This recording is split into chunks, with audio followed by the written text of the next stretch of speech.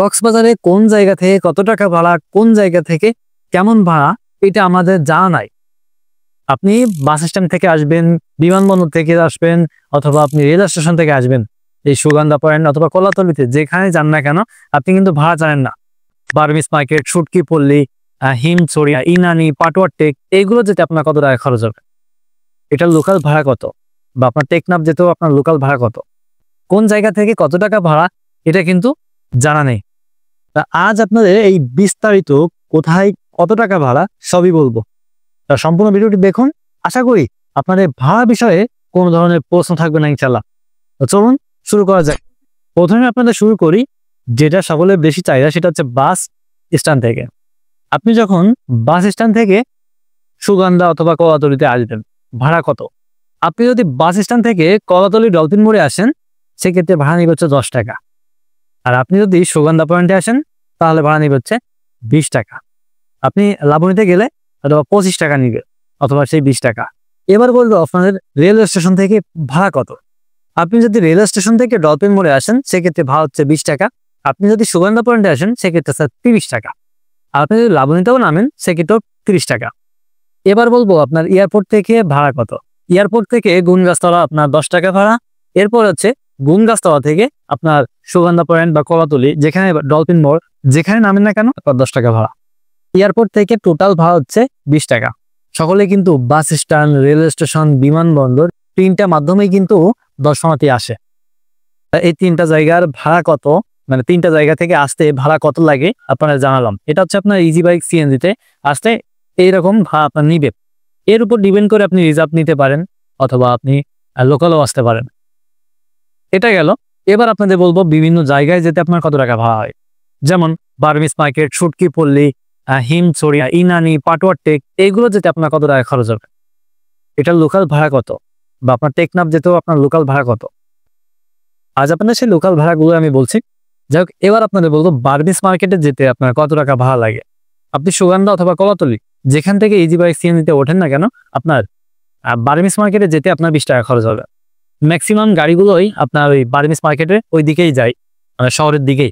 সেক্ষেত্রে আপনি সুগন্ধা পয়েন্ট অথবা কলাতলি থেকে বলবেন যে আমি বার্মিস মার্কেটে যাব, সেক্ষেত্রে আপনার ভাড়া নিবে 20 টাকা। এবার আপনাদের বলবো সুটকি পল্লী যেতে আপনার কত টাকা ভাড়া লাগে। সুটকি পল্লীতে যেতে আপনার ভাড়া লাগবে, প্রথমে সুগন্ধা কলাতলি যেখান থেকে ওঠেন না কেন, সেখান থেকে আপনার যেতে হবে গুণগাছতলা। গুণগাছতলা থেকে আপনি তারপরে যাবেন হচ্ছে সমিতিপাড়া। গুণগাছতলা পর্যন্ত ভাড়া নিবে 10 টাকা। আর সেই গুণগাছতলা থেকে সমিতিপাড়া ভাড়া নিবে 15 টাকা। আর সেই সমিতিপাড়া থেকে আপনার ভাড়া নিবে মাত্র 10 টাকা। সুটকি পল্লীতে নাজিরার থেকে বললেই আপনাকে নামিয়ে দিবে। টোটাল হচ্ছে আপনার 10, 15, 25 আর হচ্ছে আপনার 10, 35 টাকা আপনার টোটাল যেতে খরচ হবে। এখন যদি আপনি বলেন যে না আমি এখান থেকে রিজার্ভ করে নিয়ে যাব, সেই হিসাব করে আপনি কিন্তু আপনার একটা রিজার্ভ ভাড়া আপনি ঠিক করতে পারেন। এটা গেল হচ্ছে আপনার বার্মিস মার্কেট আর হচ্ছে আপনার সুটকি পল্লী। এবার আপনার জানাবো মেরিন ড্রাইভ রোডে কোন পর্যন্ত কত টাকা করে ভাড়া নেয়। হিমছড়িতে হচ্ছে আপনার জনপ্রতি ভাড়া লোকাল যেটা, সেটা হচ্ছে আপনার 40 টাকা। এবার হিমছড়ি থেকে আপনি যাবেন ইনানিতে, ইনানিতে গেলেও আপনার 100 টাকা ভাড়া নিবে। এবার রেজুখাল ব্রিজের আগে ওইখান থেকে কিন্তু আপনার মিনি বান্দরবনে যায়, সেখানে আপনার জনপ্রতি কিন্তু 20 টাকা ভাড়া নিবে। বেশি দূরে নাই, কিন্তু আপনার 2 কিলোর মতো হবে, 2-2.5 কিলো এরকম দূরত্ব হবে হচ্ছে আপনার মিনি বান্দরবন।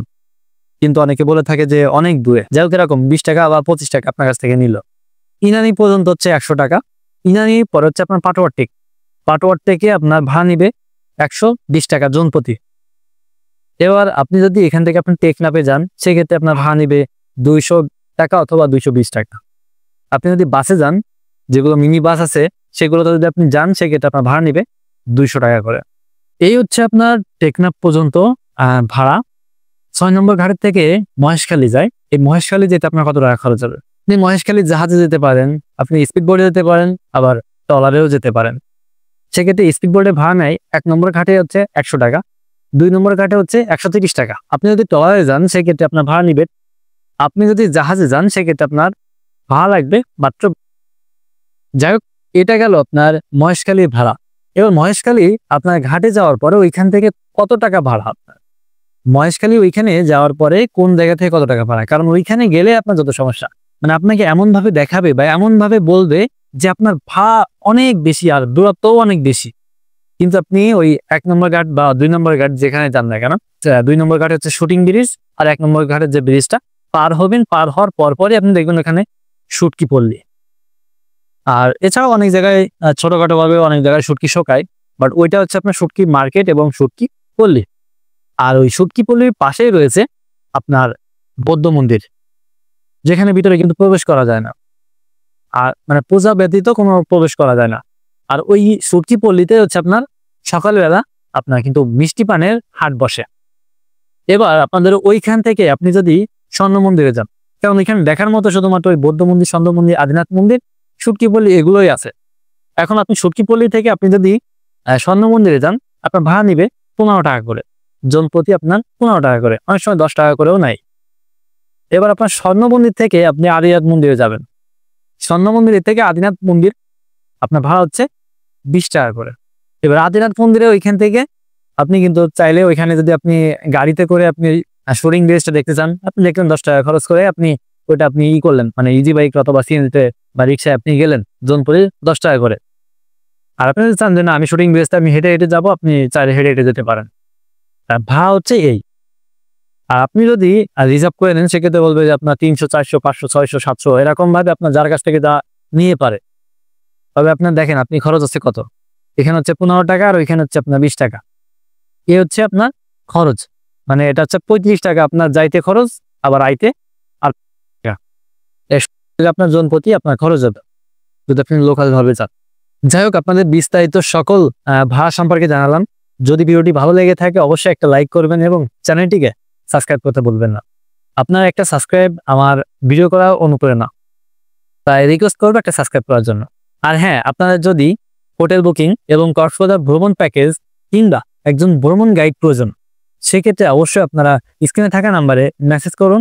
আশা করি আমাদের এজেন্সি থেকে আপনি সর্বোচ্চ সাপোর্ট পাবেন। তো ভিডিওটি এ পর্যন্ত, সকলে ভালো থাকবেন, সুস্থ থাকবেন। আসসালামু আলাইকুম।